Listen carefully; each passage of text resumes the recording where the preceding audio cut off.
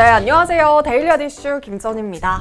네, 오늘은 수능날입니다. 저도 수능을 본 지 10년이 다 되어가지만 아직도 그 수능날에 느꼈던 복잡한 감정, 떨림이 생생히 기억납니다. 올해는 코로나로 인해서 마음먹고 공부하기에 너무나도 힘들었겠지만요. 수험생 여러분들 그동안 어려운 환경 속에서도 정말 수고 많으셨습니다. 앞으로 더 넓은 세상에서 원하는 꿈 이루면서 자유롭게 나아가길 응원할게요. 네, 그럼 12월 3일 데일리 아디슈 시작하겠습니다. 먼저 기업들의 크고 작은 이슈를 알아보는 오늘의 테마 스케줄입니다. 먼저 첫 번째 스케줄은 대학 수능 능력 시험입니다. 코로나19로 인해서 개학이 연기 시행됨에 따라 수능 시험일은 기존 일정보다 2주 연기된 오늘 치러졌습니다. 이에 따라 주식시장도 1시간씩 늦춰졌는데요. 정규 시장 거래는 오전 10시에서 오후 4시 30분까지입니다. 네, 두 번째 스케줄은 포인트 모바일의 신규 상장입니다. 산업용 FDA와 주변기기를 개발하는 포인트 모바일이 오늘 코스닥 시장에 상장했는데요. 공모가를 웃도는 가격에 시가가 형성이 됐는데 자세한 흐름은 특징주에서 다뤄볼게요. 네, 세 번째 스케줄은 소매 유통지표 발표입니다. 오늘은 10월 온라인 쇼핑 동향과 11월 외환 보유액이 발표됩니다. 네, 지금까지 오늘의 테마 스케줄이었습니다. 네, 수능날인 오늘 국내 증시는 코스피가 4흘째 최고가를 경신하면서 2680선에서 출발했고요. 코스닥도 900선을 돌파했습니다. 장이 시작되자마자 게임주와 엔터주들이 급상승하는 모습을 보였는데요. 자세한 장마감 지수는 화면으로 살펴보시죠.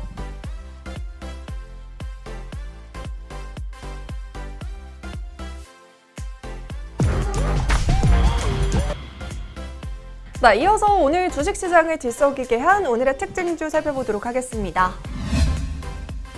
먼저 첫 번째 특징주는 포인트 모바일입니다.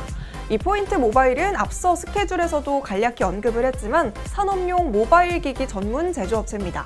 전 세계 79개 국가에서 196개의 파트너사를 보유하고 있으며 위탁 생산 사업을 시작으로 자체 브랜드 개발에도 성공한 기업입니다.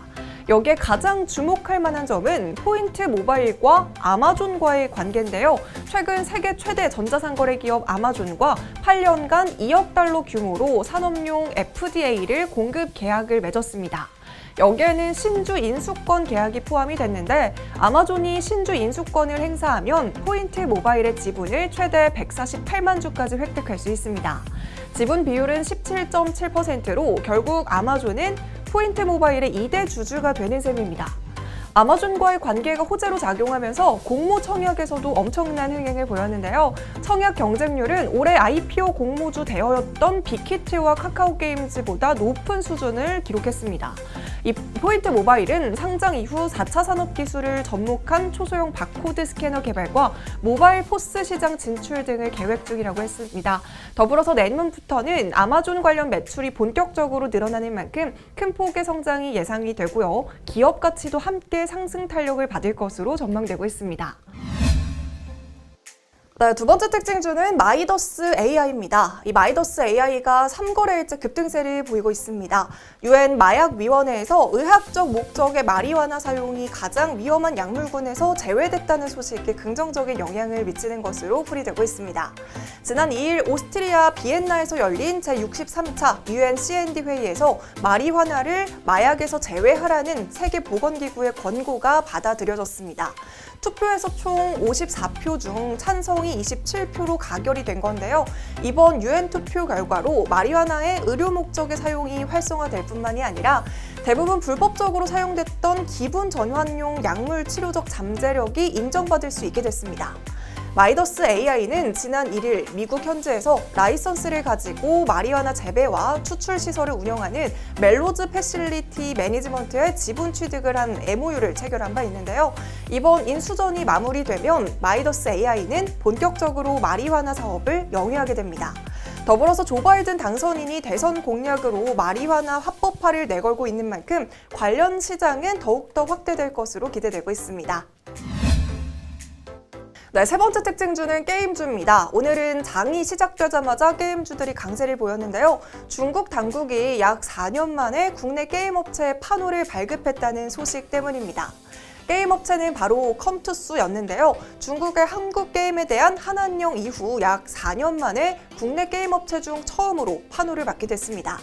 중국 당국이 컴투스 게임의 돌연 판호를 발급하면서 국내 게임 업계에서는 한국 게임에 대한 규제가 서서히 완화되는 것이 아니냐라는 기대감이 커지고 있습니다. 이에 컴투스를 비롯해서 넷마블과 펄어비스, NC소프트 등 다른 게임주들도 동반 상승하는 모습을 보였습니다.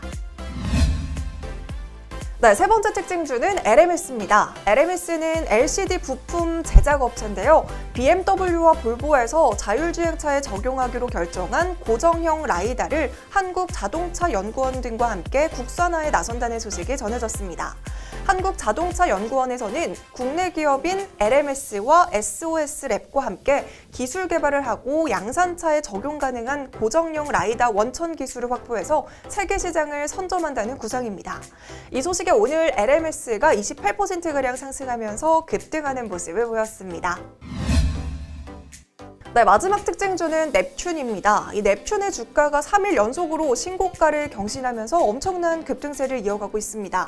오늘은 장중에 33,300원까지 오르면서 지난 3월에 코로나 저점 대비 무려 90% 이상 올랐는데요. 넵튠의 상승 재료는 크게 두 가지로 나뉘고 있습니다. 먼저 첫 번째로는 자회사 님블유런의 신작 PC 온라인 게임인 영원회기 블랙 서바이벌이 흥행 조짐을 보이고 있다는 점인데요. 현재 최대 동시 접속자 수는 4만 명을 앞두고 있고요. 이용자 수 역시 꾸준히 증가하는 모습입니다. 두 번째로는 크래프톤의 상장 준비 이슈인데요. 이 크래프톤은 인기 게임 배틀그라운드의 제작사로 내년 5월을 목표로 상장을 추진하고 있습니다. 여기에 넵튠은 크래프톤의 지분을 보유하고 있다고 알려지면서 상승세를 보이고 있습니다. 현재 넵튠은 단기 과열 종목으로 지정이 되고 있는 만큼 투자에 유의하는 것도 잊지 말아주세요. 네, 그럼 본격적으로 오늘의 이슈 알아보겠습니다. 오늘의 핫 이슈는 삼성전자는 7만 전자, SK하이닉스는 11만 원 돌파입니다.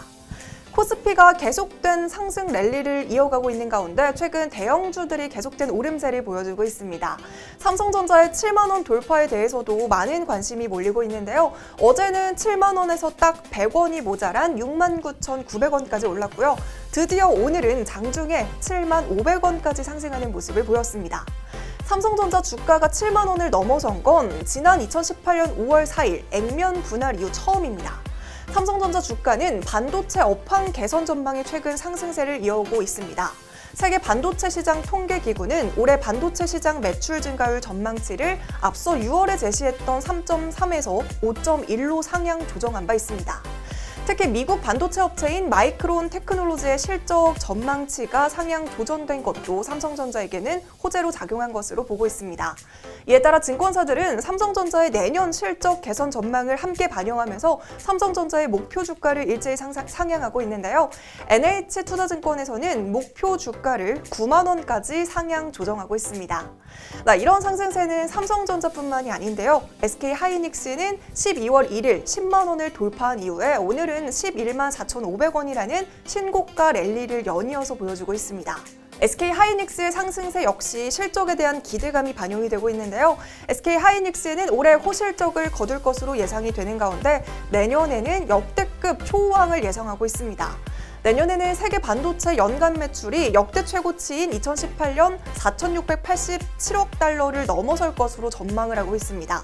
증권가에서는 반도체 분야가 2022년까지 2년 동안 장기 호황을 이어갈 것이라고 하면서 낸드 플래시 사업 부분도 내년 하반기부터 수요가 늘어나면 인텔의 SSD 사업 부분 인수 효과까지 반영이 돼서 큰 폭의 실적 개선을 이룰 것으로 판단하고 있습니다.